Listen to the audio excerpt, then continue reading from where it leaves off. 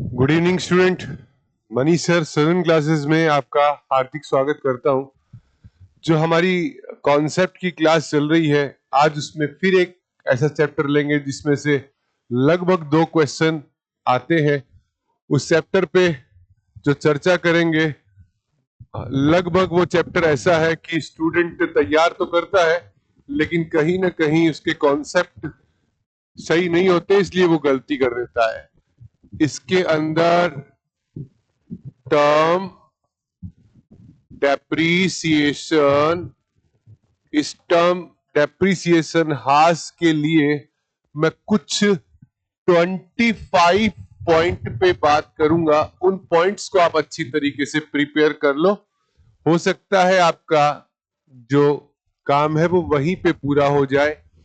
देखो, सबसे पहली बात, जो हम टर्म यूज कर रहे हैं डेप्रीसिएशन, तो पहली बात तो ये है कि किसी भी फिक्स एसेट, स्थायी संपत्ति, तो सबसे पहले ये समझो, वर्तमान में स्थायी संपत्ति को बोला जाता है प्रॉपर्टी प्लांट और इक्विपमेंट। और प्रॉपर्टी प्लांट और इक्विपमेंट का एएस है एएस 10। आज अगर आपको कोई बोलता है स्थायी संपत्ति का एएस कौन सा है, तो वो स्थायी संपत्ति को बोलते हैं पीपीई और उसका एएस नंबर है 10। फिर बात करते हैं नंबर 2, किसी भी फिक्स एसेट के कब तक up to ready to put to use. याद रखना, पहली बात तो डेप्रीसिएशन इसी डेट से स्टार्ट होता है बुक्स के अंदर, ready to put to use की डेट से स्टार्ट होता है, और यहां तक की कॉस्ट जो है उसी से उसकी क्या बनती है, टोटल कॉस्ट। ये ध्यान रखना। और उसी पे हम डेप्रीसिएशन लगाते हैं, ready to put to use की डेट से लगाते हैं, ये ध्यान रखना।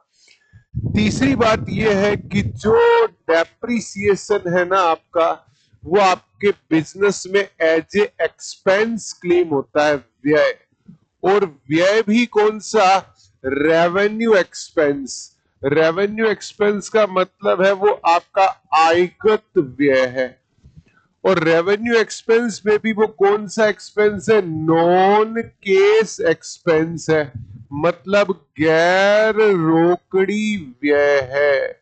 और याद रखना, जितने भी गैर रोकड़ी व्यय होता है उससे लिक्विडिटी बढ़ती है, लिक्विडिटी एनहांस होती है, तरलता बढ़ती है। सर ये, हाँ, ये अच्छा पॉइंट है, ध्यान रखना। एक्सपेंस है, रेवेन्यू एक्सपेंस है, नॉन केस एक्सपेंस है, और इससे तरलता बढ़ जाती है।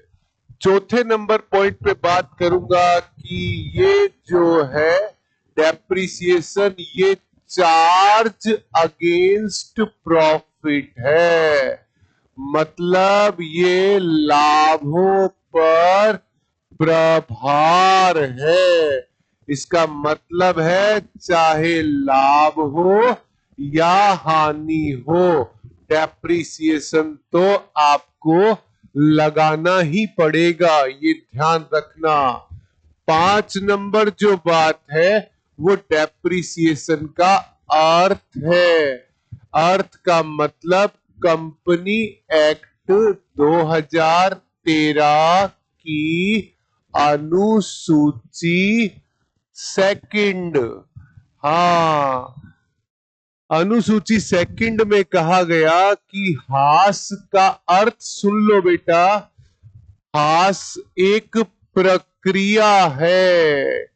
हाँ, हास एक प्रोसेस है।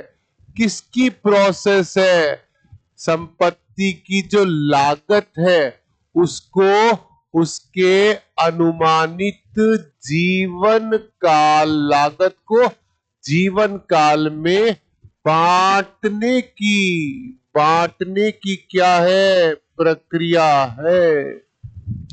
संपत्ति की लागत को उसके जीवन काल में बांटने की प्रक्रिया है, उसी को ही हम लेखांकन में क्या बोलते हैं, हास बोलते हैं बेटा, ध्यान रखना। पॉइंट नंबर 6 की बात करता हूं। पॉइंट नंबर 6 का मतलब है हम डेप्रिसिएशन क्यों लगाते हैं बेटा? एक बात ध्यान रखना, इसका प्राथमिक का मतलब होता है प्राइमरी। अगर एक चयन करना हो कि हास लगाने का मुख्य उद्देश्य, प्राथमिक उद्देश्य क्या है, तो हाँ, संपत्ति की प्रतिस्थापना, रिप्लेसमेंट, प्रतिस्थापना के लिए किसकी? कोष की क्या करना? व्यवस्था, फंडिंग फॉर रिप्लेसमेंट करना। देखो भाई, हास खर्चा है, सही खर्च दिखाओगे तो लागत सही आएगी, लागत सही आएगी तो लाभ सही आएगा, लाभ सही आएगा तो टैक्स सही आएगा, टैक्स सही आएगा तो आर्थिक स्थिति सही आएगी। ये सब उद्देश्य है, पर एक चयन करना हो ना तो बस यही प्राथमिक उद्देश्य है, ये याद रखना। 7 नंबर की बात करता हूं, देखो याद रखना, अगर कभी आता है हास के लिए कि किसी एसेट के अप्रचलन के कारण, तो बेटा देखो मैं एक प्राथमिक कारण तो पहले लिख देता हूं। प्राथमिक का मतलब प्राइमरी, और प्राइमरी कारण एक है न्यू टेक्नोलॉजी एंड इन्वेंशंस, नवीन तकनीक और प्रौद्योगिकी का आगमन। ये प्राथमिक एक ही कारण है। मुख्य कारण बहुत सारे हो सकते हैं, जैसे उत्पादन की विधि में सुधार, बाजार मांग में परिवर्तन, कानूनी बाधा, लेकिन एक टिक लगाओ तो बेटा यही लगाना, प्राथमिक यही है, ध्यान रखना।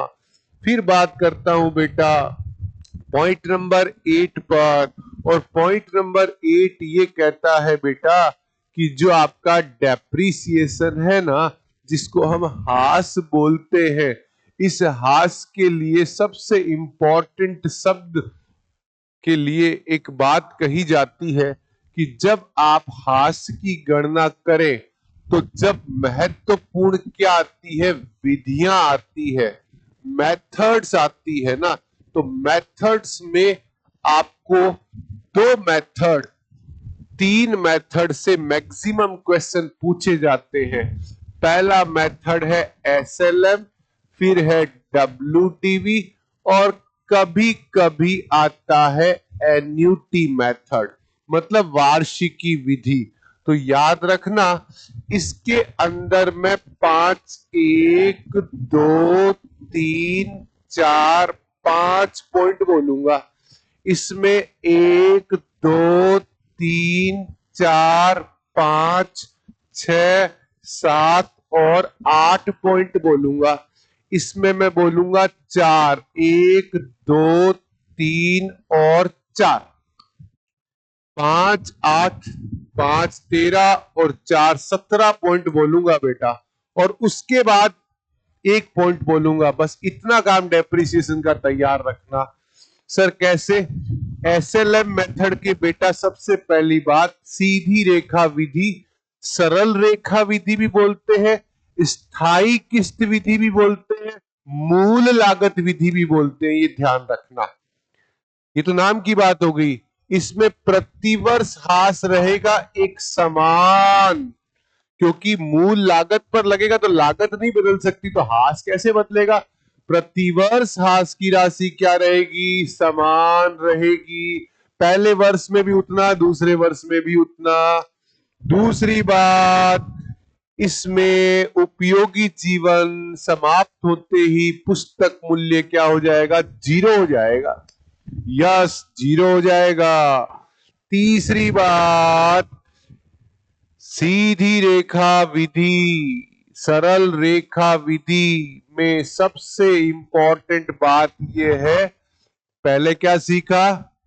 मूल लागत पर लगेगा, प्रतिवर्ष हास समान रहेगा, पुस्तक मूल्य उपयोगी जीवन के अंत में 0 हो जाएगा।